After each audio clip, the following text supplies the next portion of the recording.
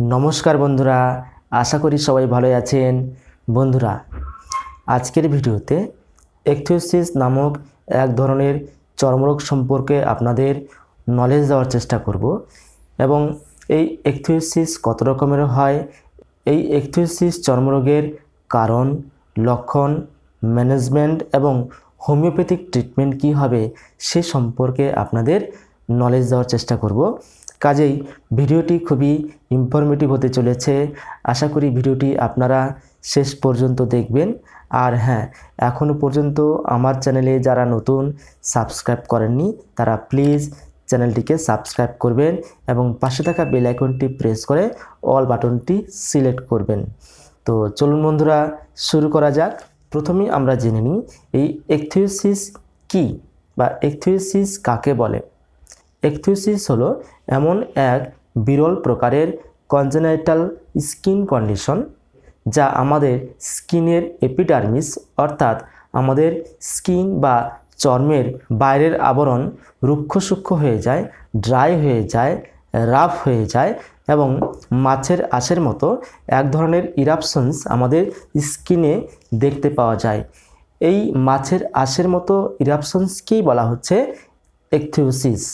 এই ইকথিওসিস নামক চর্মরোগটি সকলের হয় না, তবে যাদের হওয়ার প্রবণতা রয়েছে তাদের জন্মের পরপরই অর্থাৎ 2 মাস থেকে 5 বছরের মধ্যে এই রোগটি দেখতে পাওয়া যায় এবং বয়স বাড়ার সঙ্গে সঙ্গে এমনকি বৃদ্ধ বয়সেও এই স্কিন ডিজিজটি দেখতে পাওয়া যায়। এই ইকথিওসিস সারা শরীর জুড়ে হতে পারে, তবে হাত, পা, কান এবং মুখমণ্ডলেই এই ইকথিওসিস নামক চর্মরোগটি বেশি হয়ে থাকে।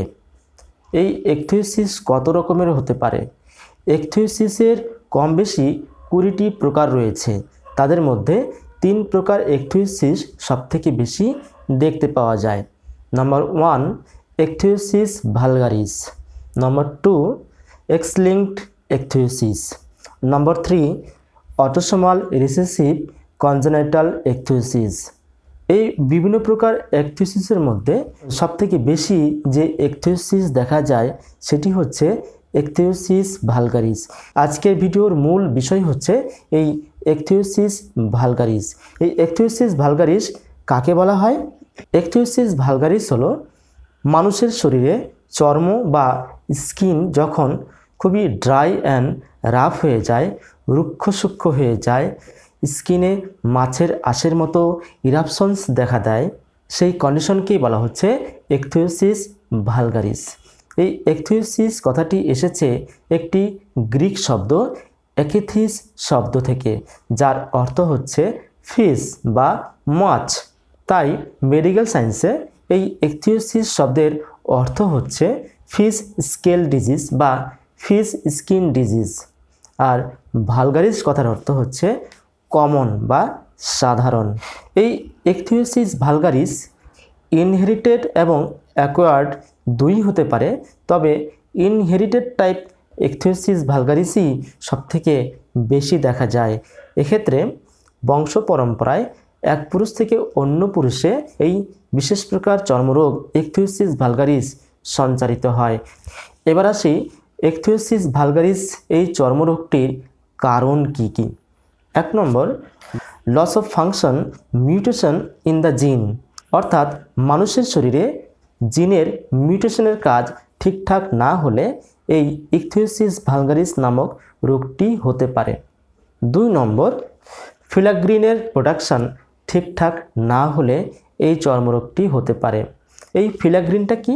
এই ফিলাগ্রিন হচ্ছে এক ধরনের এপিডার্মাল প্রোটিন যা এপিডার্মাল সেলের ক্যারাটিন ফাইবারে থাকে। এই ফিলাগ্রিন প্রোটিনের কাজ হলো স্কিনের পিএইচ লেভেলকে মেনটেন করা এবং স্কিনকে ময়েশ্চারাইজ রাখা, যার ফলে স্কিন গ্লো করে এবং স্কিন মসৃণ হয়। এই ফিলাগ্রিন প্রোটিন যদি কোনো কারণে আমাদের স্কিনে কমে যায় বা এর প্রোডাকশন ঠিকঠাক না হয় তাহলে ইকথিওসিস ভালগারিস নামক এই চর্মরোগটি দেখা দেয়। 3 নম্বর, কোনো কারণে স্কিন বা ত্বকে বা চর্মে হাইড্রেশন প্রক্রিয়া ব্যাহত হলে ত্বক বা স্কিন ড্রাই হয়ে যায়, রুক্ষ সূক্ষ্ম হয়ে যায়, যার ফলে এই রোগ হয়। 4 নম্বর, আমাদের স্কিনে যে স্কোয়ামাস সেল রয়েছে সেই স্কোয়ামাস সেলের কার্যকারিতা যদি কোনো কারণে কমে যায় বা ব্যাহত হয় তাহলে আমাদের স্কিনে মাছের আঁশের মতো এই ইকথিওসিস ভালগারিস নামক রোগটি দেখা দেয়। এই হলো মোটামুটি কারণ, আরও অনেক কারণ থাকতে পারে।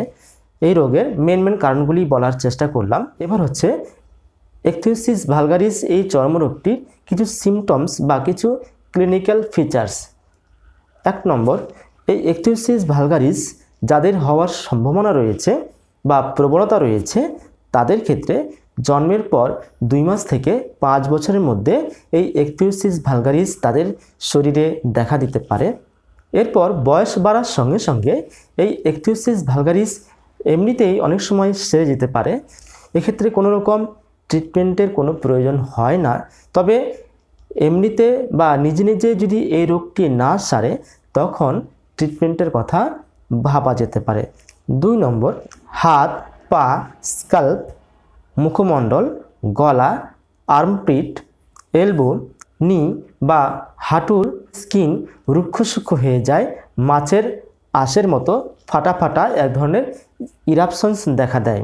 পাম অ্যান্ড সোলস অর্থাৎ হাতের তালু এবং পায়ের তালুতে এই ইরাপশনস দেখা দিতে পারে এবং সেই সঙ্গে পেইনফুল ফিচার্স অর্থাৎ হাতের তালু এবং পায়ের তালু মাছের আঁশের মতো ফেটে ফেটে যেতে পারে।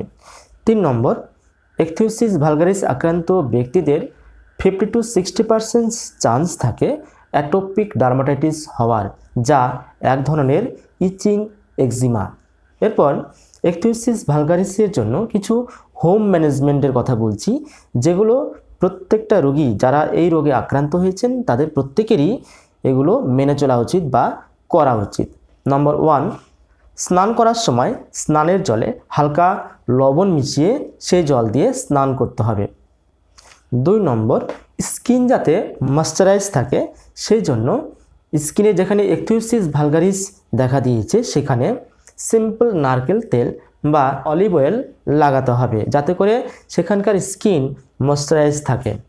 3 নম্বর, স্কিনে যেখানে মোটা ক্রাস্টের মতো বা মাছের আঁশের মতো ইরাপশনস দেখা দিয়েছে বা ইকথিওসিস ভালগারিস দেখা দিয়েছে সেখানে আঙুল দিয়ে হালকা হালকা ঘষতে হবে যাতে করে সেই ইরাপশনসগুলো উঠে যায় বা রিমুভ হয়ে যায়।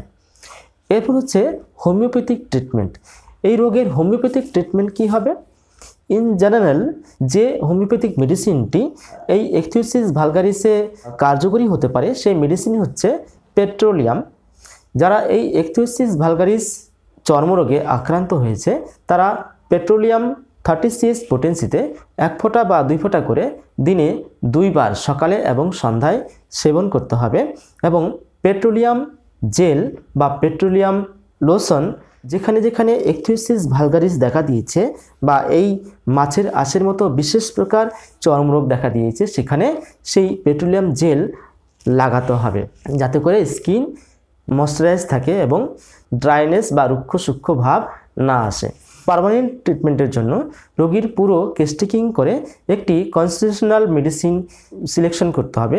এর জন্য আপনাদের নিকটবর্তী কোনো ভালো ক্লাসিক্যাল হোমিওপ্যাথিক ডক্টরের শরণাপন্ন হতে হবে এবং সেখানে প্রপার কেস্টিকিং করে একটি কনস্টিটিউশনাল মেডিসিন সিলেকশন করতে হবে এবং সেই মেডিসিনেই এই ধরনের স্কিন ডিজিজ থেকে সম্পূর্ণভাবে মুক্তিলাভ সম্ভব হবে।